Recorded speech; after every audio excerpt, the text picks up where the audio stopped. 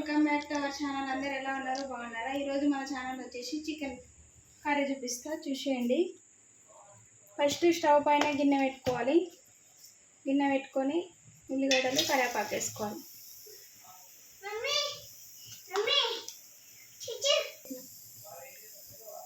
ఇప్పుడు చికెన్కి తగినంత నూనె పోసుకోవాలి. నేనైతే 1/2 kg చికెన్కి 3 స్పూన్ల ఆయిల్ పోసుకుంటున్నా. అవి మంచిగా ఫ్రై చేసుకోవాలి. చికెన్ కూడా మంచిగా ఉప్పు పసుపు వేసుకొని మంచిగా కడుక్కుంటే నీసు వాసన అనేది రాదు. పసుపు వేసుకోవాలి. ఉల్లిగడ్డలు కొద్దిగా ఫ్రై అయిన తర్వాత పసుపు వేసుకున్న తర్వాత ఇది వచ్చేసి మెయిన్ దీనిలో అల్లం వెల్లిగడ్డ పేస్టు, తర్వాత కొత్తిమీర మంచిగా మిక్స్ పట్టుకొని వేసుకోవాలి. ఇదే టేస్ట్ ఇస్తుంది. సూపర్ ఉంటుంది. ఇట్లా పట్టుకోండి. ఉల్లిగడ్డలు ఫ్రై అవుతున్నాయి. ఇప్పుడు సాల్ట్ వేసుకోవాలి. చికెన్ తగినంత కడుక్కునేటప్పుడు వేసుకున్నాం కాబట్టి కొద్దిగా చూసి వేసుకోండి. ఇలా ఉల్లిగడ్డలు ఈ మాత్రం ఫ్రై అయిన తర్వాత అల్లం వెల్లిగడ్డ పేస్ట్ కొత్తిమీర వేసిన తర్వాత మంచి స్మెల్ వస్తుంది. మీరు కూడా అట్లనే నూరుకోండి. తర్వాత ఇప్పుడు చికెన్ వేసుకోవాలి. చికెన్ వేసుకొని ఇట్లా మొత్తం అంతా కలిసేటట్టు కలుపుకోవాలి. అల్లం పేస్ట్ ఇట్లా వేసుకున్న తర్వాత ఒక 2 నిమిషాలు మంచిగా ఉడికించుకోవాలి.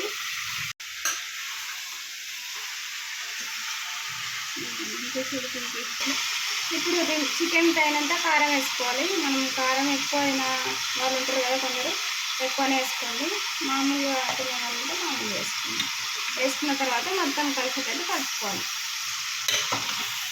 ఇట్లా కారం అంతా కలిసేటట్టు కలుపుకున్న తర్వాత ఒక 2 నిమిషాలు మూత పెట్టుకొని మీడియం ఫ్లేమ్లో పెట్టుకొని ఉడికించుకోవాలి. వాటర్ అంతా పెట్టుకొస్తుంది. 2 నిమిషాల తర్వాత చూద్దాం. మంచిగా వాటర్ అనేది పైకి వచ్చినాయి. దీనిలోనే మంచిగా ఉడుకుతుంది చికెన్. నూనెలో మంచిగా ఉడుకుతుంది. మంచిగా ఇట్లా నూనె అనేది పైకి వచ్చిన తర్వాత మనకు ఎంత కావాలో వాటర్ అంత పోసుకోవాలి. ఇంకొకటి ఏంటంటే ఫిల్టర్ నీళ్ళు పోసుకోండి.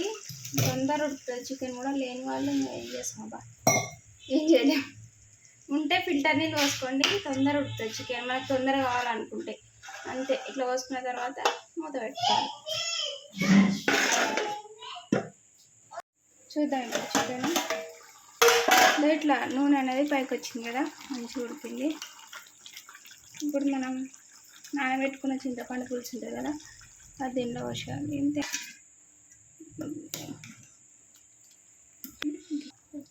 చింతపండు పులుసు పోసినాం కదా, దీంట్లో కూడా ధనియాల పొడి వేసుకోవాలి. తర్వాత కొత్తిమీర వేసుకోవాలి. ఎప్పుడైనా సరే చికెన్ ఉడికిన తర్వాతనే చింతపండు పులుసు పోసుకోండి. ఎందుకంటే ఫస్టే పోసుకున్నామంటే అది చికెన్ని ఉడకనియదు. కాబట్టి 70% అట్లా ఉడికిన తర్వాతనే పులుసు పోసుకోండి. ఇవి వేసిన తర్వాత ఒక 2 నిమిషాలు ఉడికించుకోవాలి అంతే. చికెన్ చూద్దాం. ఇప్పుడు ఇట్లా నూనె అనేది పైకి వచ్చింది కదా, ఉడికింది. ఇప్పుడు స్టవ్ ఆఫ్ చేసుకోవాలి. అంతే. సింపుల్గా ఉంటుంది. ఎక్కువ మసాలాలు లేకుండా మన ఇంట్లో ఉన్న వాటితోనే చేసుకోవచ్చు చికెన్ పులుసు. ఫస్ట్ టైం కనుక మన ఛానల్ ఎవరైనా చూస్తుంటే వెంటనే సబ్స్క్రైబ్ చేసుకోండి. వీడియో నచ్చితే ఖచ్చితంగా లైక్ చేయండి, షేర్ చేయండి. అట్లనే సబ్స్క్రైబ్ చేసుకున్న వాళ్ళందరికీ థ్యాంక్ యూ సో మచ్. అంతే, సింపుల్గా చేసుకోండి.